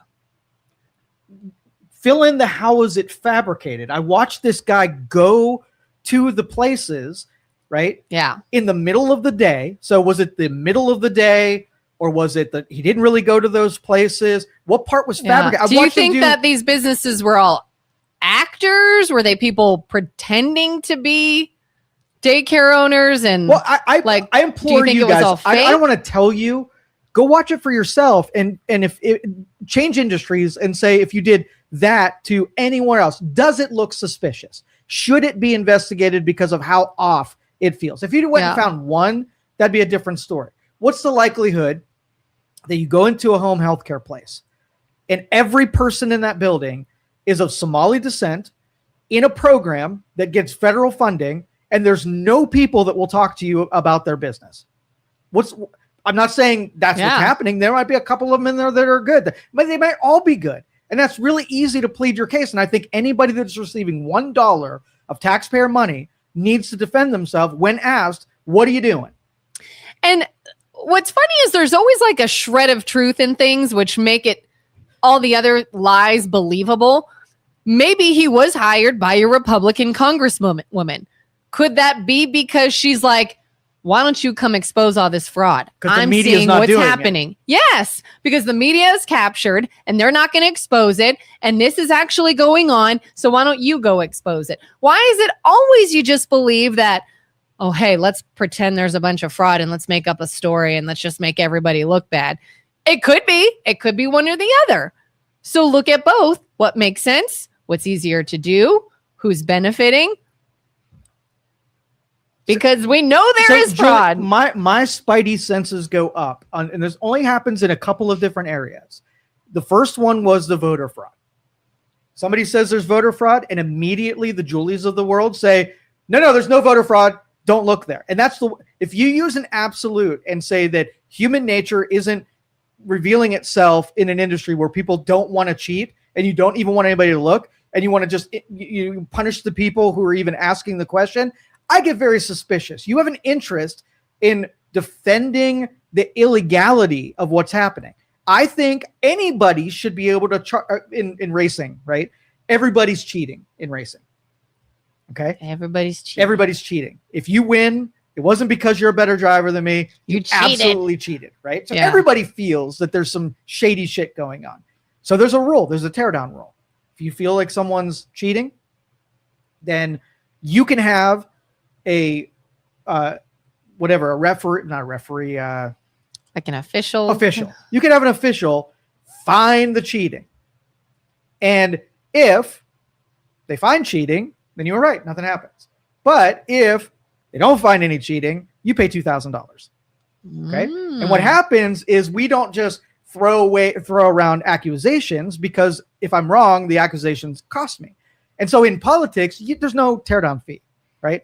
You could just accuse anybody of anything if you don't like what they're saying, and there's no repercussions whatsoever for doing it. And so we get this messiness of you get defenses from Democrats when their golden baskets are hit. They like fraud in elections because they get elected. They like compromising in welfare benefits because it benefits their group.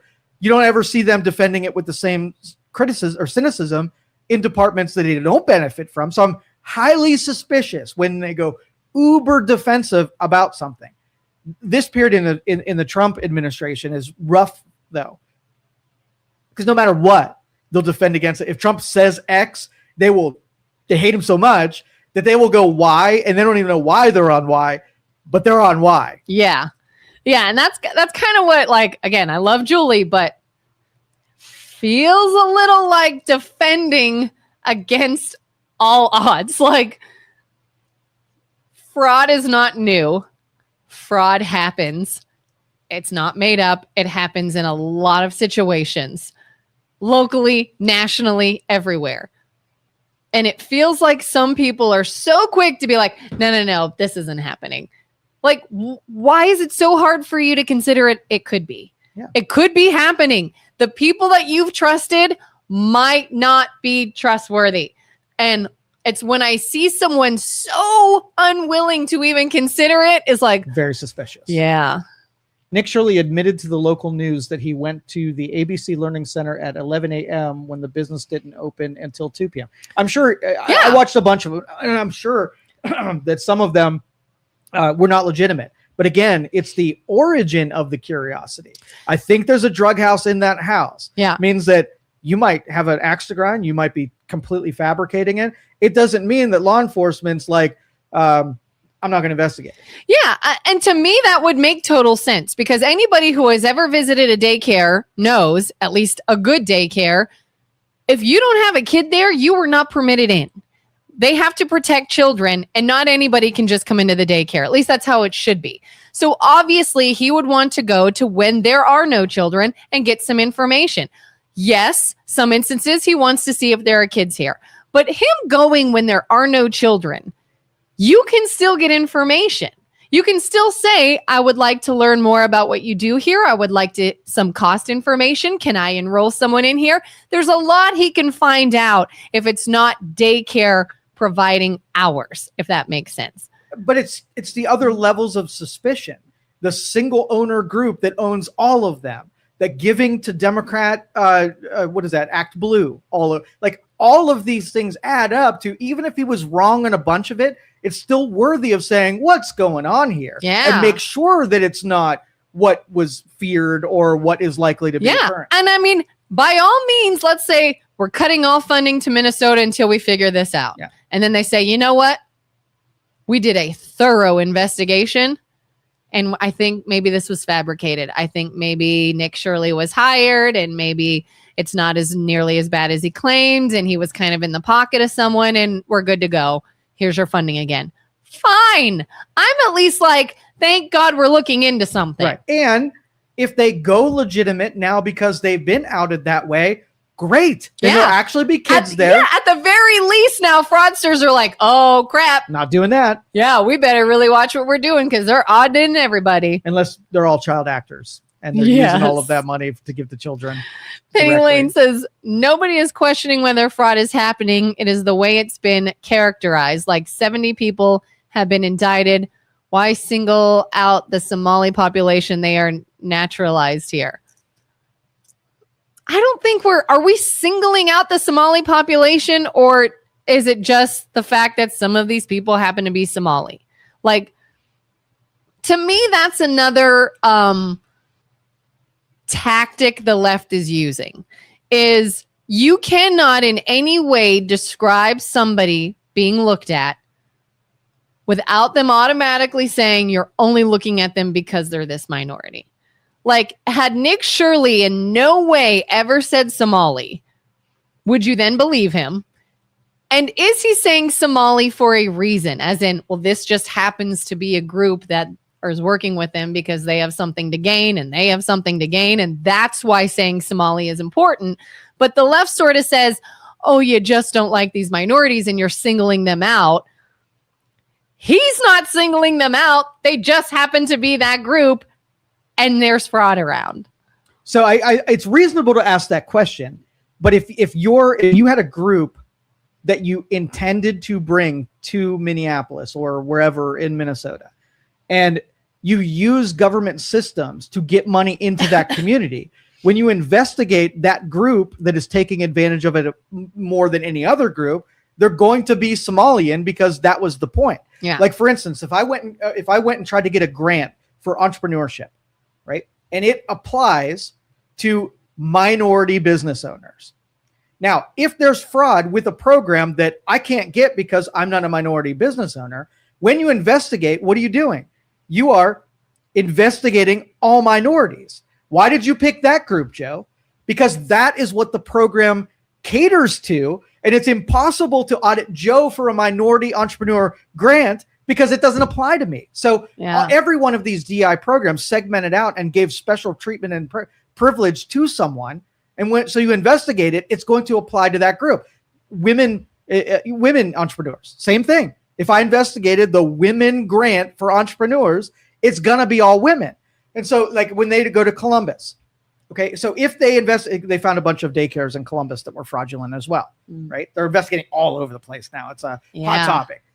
Now, if they go there, and what happens if all of those are Somalis, right? Well, clearly, then you just hate Somalis. Or there was a program that were specific for Somalians, and people in Columbus were like, we're going to do it too. Yeah. Like, things can actually just make sense and have a reason. Right. Not everything is just somebody singling somebody out because there's some bigot, bias, racist, whatever. But again, it's a reasonable ask that, let's just say that there were fraud in other ethnic groups or different populations. And the Department of Justice decided not to investigate those ones. Now that's the origin of a different suspicion. Is the law being wielded against a group of people specifically? And that's again, if you investigate, You can communicate whether or not that was the case by looking at who they're investigating, who gets indicted, who ends up in jail. And you can, again, there's more conversation to be had in both of us. I want to know that too. I don't want the law to be wielded against a group of people specifically. I want it to be wielded against all people that are participating in a welfare program and taking advantage of it and cutting out people who need it and getting really rich off of the taxpayer. Yeah, and that's what kills me too, is people want to sit there and go, why are we meddling in all these other foreign affairs when we have our own people here who are suffering? Gee, let me think. How are our own people suffering going to get money when we're giving it to all these other people fraudulently? Yeah. But you go after them and, oh, what a heartless bastard you are. Every government trough that you set up is going to have corruption.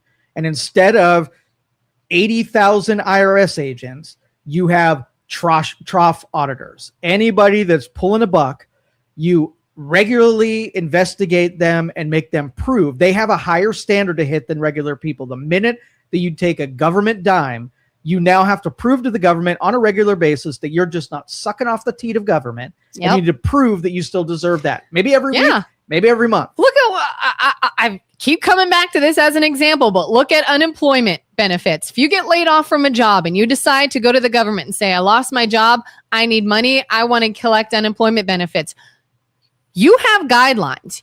You have things you have to do. You better turn in so many businesses a week that you are applying. You better show me you're applying for jobs. You better show me you're interviewing. You better show me you're looking for work. I'm not paying you for nothing.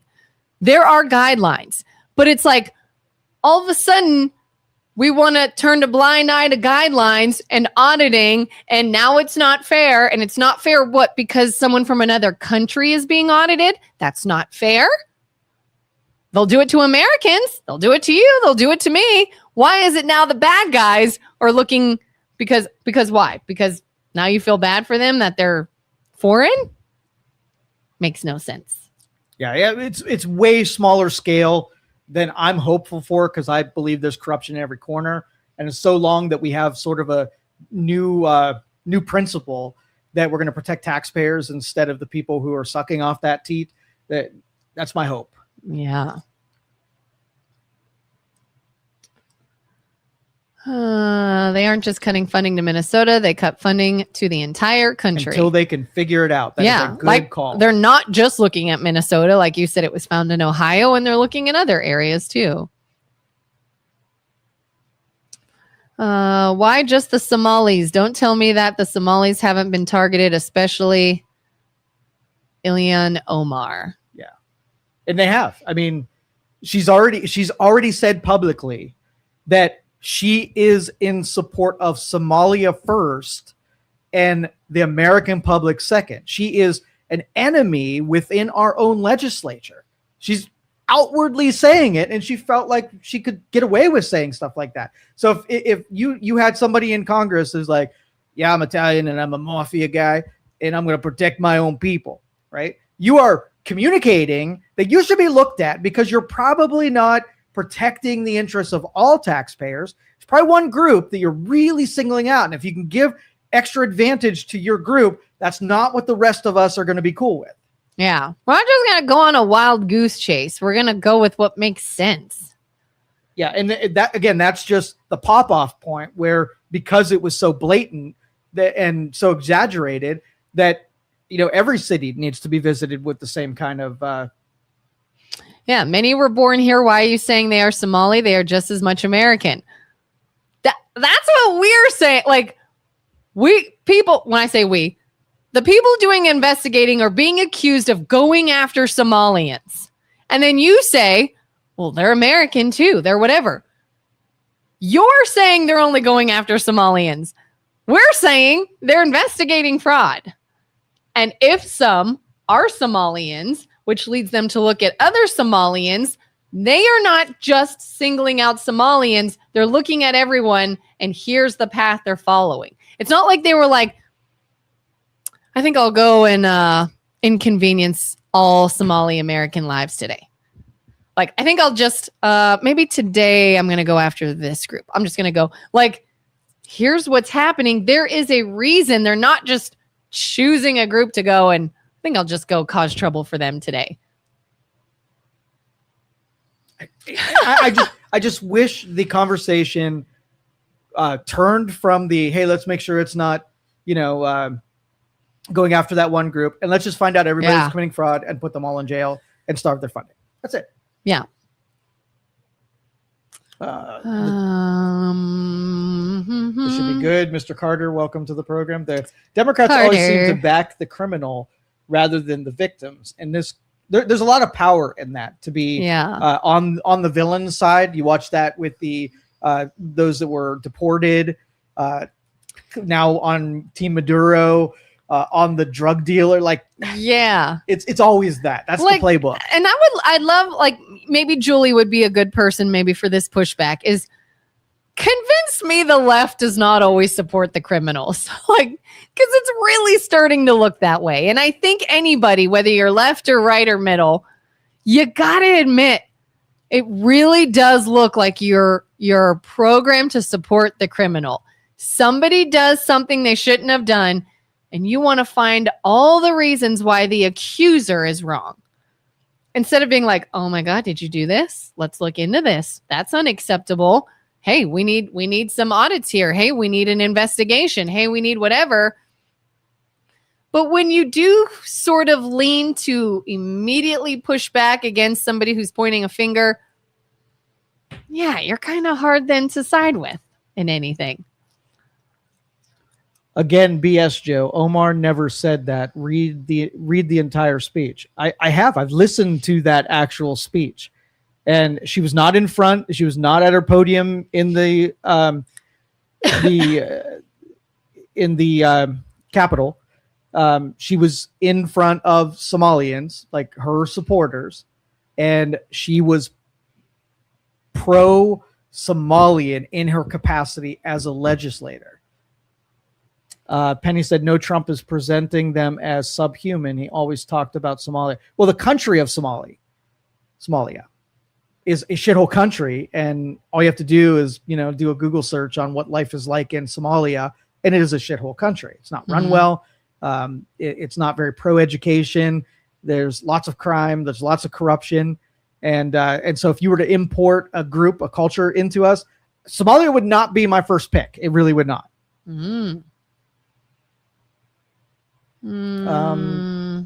Trump hates them. Google's comments over the year, he's targeting them. Columbus as well as Minnesota have huge Somali populations. Penny says Trump is a criminal and a fraudster. Why wouldn't we go after? And the left, Trump is a 34-time felon, and all the Epstein lists, you have to be trolling. Here's an example of let's protect the criminals. You care more about hating Trump than finding fraud.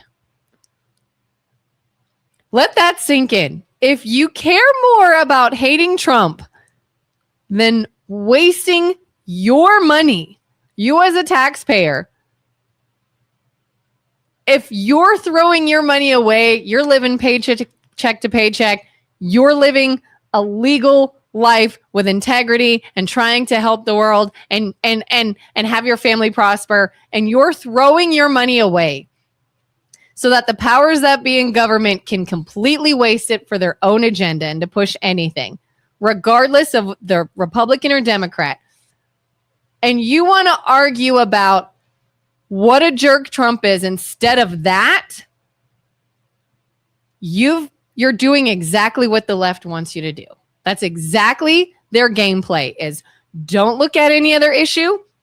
Don't look at what we could or could not be doing. Don't look at any fraud. Don't look at anything suspicious. Just keep hating the orange man.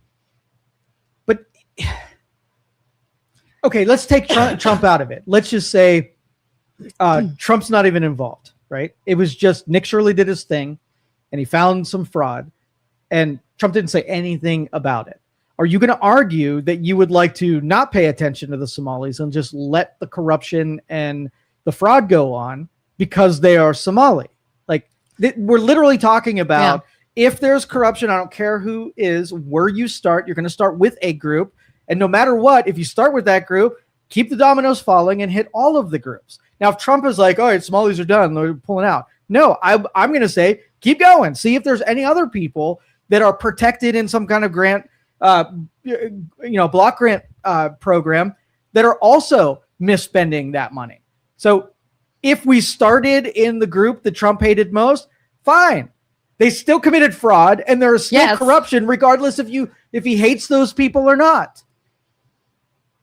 And you can still hate somebody that you think is not a good person. And by all means, you got plenty of ammunition there, and still hate the fraud and still want fraudsters to be punished. Yeah. Again. Yes. No matter if you think he's a felon and he's a liar and he's a pedophile and whatnot. Yeah. That's it. He's the criminal. That does not change my angle on fraud. All right. Does this make you feel better? Trump is a criminal. He's a criminal, racist, fascist, piece of crap, womanizer. I'd love to watch someone punch him in his face. And I don't want to see fraudulent daycare centers stealing taxpayer money. Easy. That's the weakest argument ever, Kelin. Trump couldn't care less about law or the Constitution. So let's overlook all the fraud. Let's overlook it. Like, you guys are totally getting off the point and what we're talking about because you hate him so much. Mm-hmm. You're right. Trump doesn't care. Trump wants a third term. Trump would take the Constitution and rip it to shreds if he could. Do you feel better? Okay. So there's fraud going on, and can we stop it? Bingo. Like, they are not synonymous.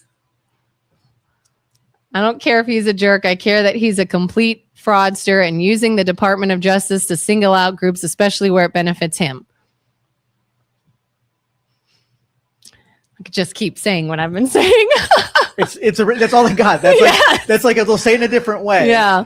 When it is Trump is singling out Somalis. And there's fraud going on. There's a crime that's being committed. Yes. And the guy that's in charge is going to go after one part of the crime.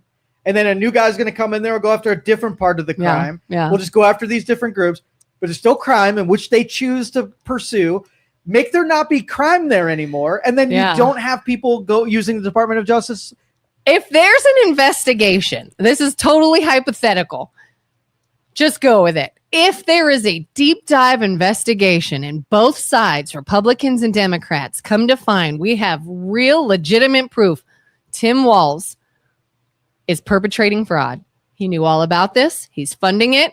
It's this whole scheme. The left has been in on it, and they're all criminals.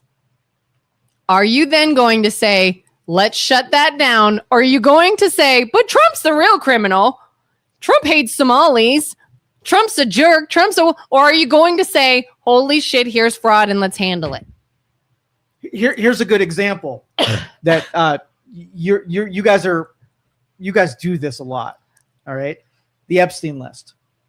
You want Trump to be on that list when there are hundreds, if not thousands of people. And the only person the Democrats really care about making sure, is it not like focusing your energy on punishing one person for something that there are many, many, many more people on? Like, I want the Epstein list to come out, and I want both R's and D's to be put in prison for a really long time because I'm objective and I'm willing to say there's some people that did some bad stuff in Congress, like they're embezzling money and they're supporting fraudulent deals. But this one, right? Mm-hmm. This one, I want them to go to prison, that group, right? Yeah. That's the group I want to go after. And we can get to the embezzlers later, but I'm going to take the group that I hate the most, which is the pedophiles. And you can make the argument, yeah, but there's embezzlers too, and you just hate that group. Why are you going after them specifically? I'm going to start with them, and then we'll roll down those other groups in the order of my list of hatreds. Yep. How many fraudsters did Trump pardon? Yeah. Okay. So let's look into it. Let me set the stage on who Trump is. He's an egotist. He did business in New York, so he's probably done a lot of gray area things. He sexualized women and probably got to the point where he committed some crimes on the sexual side of things. He's a bit arrogant. He does things to feed his ego.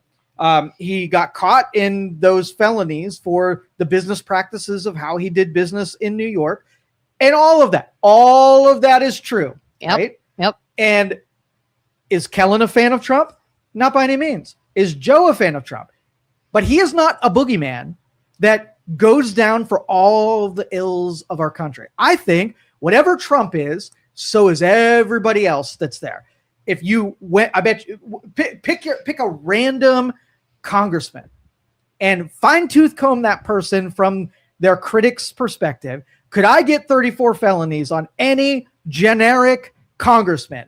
Yes, I could. Mhm. Okay. So that strategy of they're all guilty is, in my eyes, and saying this one over here, let's treat that one different. No, here's what Libertarian Joe wants: that all of them are criminals, all of them are self-interest, all of them are egotistical, all of them lie. Give them so little power that they can't wield their terrible nature that is being a human being on the rest of us. Period. I'm not going to pick one of my favorite and make him the worst one. Yep. They're all the worst as far as I'm concerned. So you can come off that whole pro-Trump, anti-Trump thing and just take objectivity and apply it to all of the actions. Yep. All of them. Ones that benefit you, ones that don't benefit you. One that you're pro for. Just let's do truth and justice. Be Superman, right? And apply it to everyone uniformly. Yeah, because what ultimately happens here in the feed, and we're seeing it play out now, is it will be, but Trump did this, but Biden did this, but Trump did this, but Biden did this. And I'm like, this is what they want you to do. This is what both sides are banking on. Don't pay attention to any issue. Don't pay attention to anything we do. Don't pay attention to any fraud. Don't pay attention to how corrupt we are on your dime. You two just keep fighting each other and we'll continue. I don't even think it's, I don't think they're even conspiring to do that. I think that's a natural phenomenon. So like if they know they can use. So if you watch as a human being have something applied to them, this happened to me a number of years ago. I did in 2 seconds stop at a stop sign, and it was I was in a city that was really crime ridden. I stopped at a stop sign and I got pulled over. And you know what the first thing I said to the cop? I said, "You guys, this year you guys had 50 armed robberies in your city, and you're going to pull me over for stopping at a stop sign, right?" So my interest was being threatened, and the cop's going to say, well, that's my job. It's way easier to stop people at stop signs and generate money for the city than go do a burglary and investigate. That's hard shit over there, right? Yeah. And so it's not overt corruption. They didn't make this goal within the city hall, like, let's ignore all of the, it's human nature to go after the low-hanging fruit, to serve yourself while being able to do enough that somebody's going to tolerate. Now, I was a little prick when it comes to being, most people wouldn't put it through through that lens to say that there was an injustice in that. While you have tons of crime over here, you're going to pick on little old Joe and give him $100 ticket for going through a stop sign. It was reasonable, right? Yeah. But still, if you're looking on the macro level, then those two things are not as connected as you presume. We missed a bunch of comments. Getting everybody fired up today. You are. Yeah. That's fine. Find fraud wherever you can find it. But Jesus, at least look at the bigger picture here and don't find ways to defend everything that's going on. Yes, it's Medicaid. It's Medicare. There is some percentage of fraud. So what was the request? Don't try to defend what? Find ways to defend everything that's going on. Of the law. I will always do that 100% of the time. If there's a news item that says that some illegal activity happened, my justice brain goes to, well, let's find out. And if it is, they go to prison. That's uniform. I don't care what group we're talking about. Yeah. So I'm defending it only because we need more application of the law, not less. And if you turn a blind eye because it's your favorite group, you're arguing for less law. I'm arguing for more law. Yep. Tim Wells investigated the fraud committed by the white woman with some Somalis involved. Only the Somalis were mentioned. COVID-19 funds Biden convicted. Yeah, and it's probably more widespread than they were investigating. And this story will make them investigate a whole lot more because now political pressure is put on it. They're going to find way more than would have normally happened because of human nature. We get apathetic. There's no problem. Like, who cares if a bunch of Somalis are collecting a free check and don't have to have it? Nobody's going to give two shits about it, right? Because we're tax the billionaires. We'll just pay more money, right? Give it to more Somalis. But then when somebody says, hey, taxpayers, your money is just being given to people that are completely shanking this program. And we're like, oh, and that's just origin. There's tons of shanked programs out there that investigate more, not less. Yep. Let's see. Your defense keep getting stretched further. It's amazing. You say liberals sound alike in their hatred, but the fact that you have no standard for your leaders, I don't know if it's sad or a part of the rationale that you hear a lot on Fox.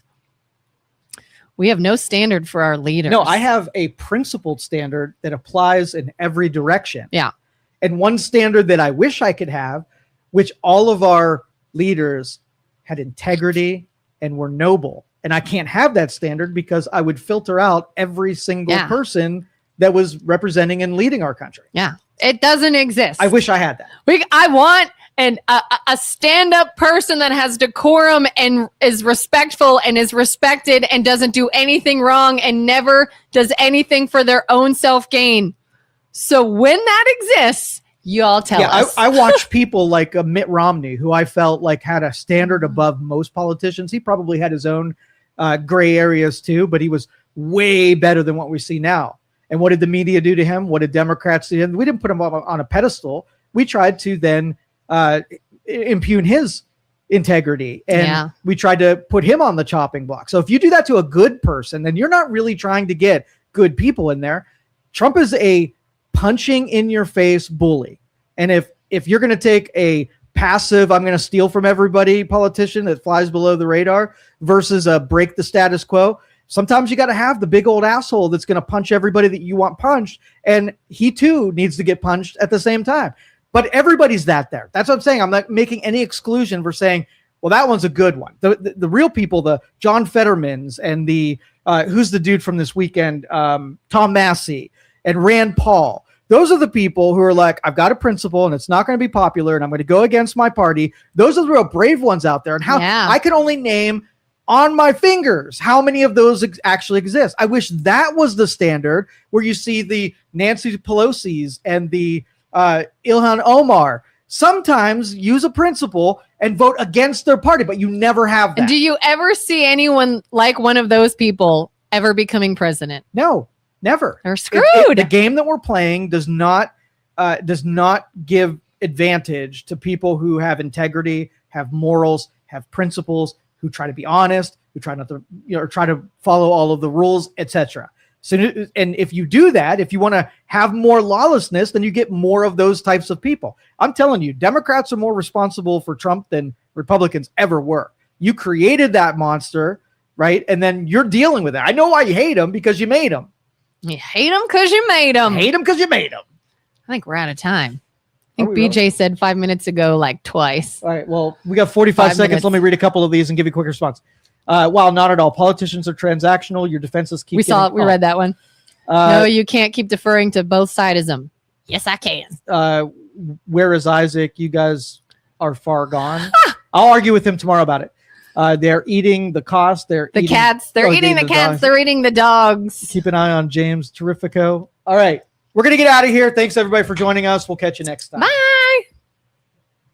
Thank you for listening to this show on Youngstown Studio. This is original Youngstown content. Feel free to share our videos and tell your friends about us. Don't forget to subscribe to our YouTube channel.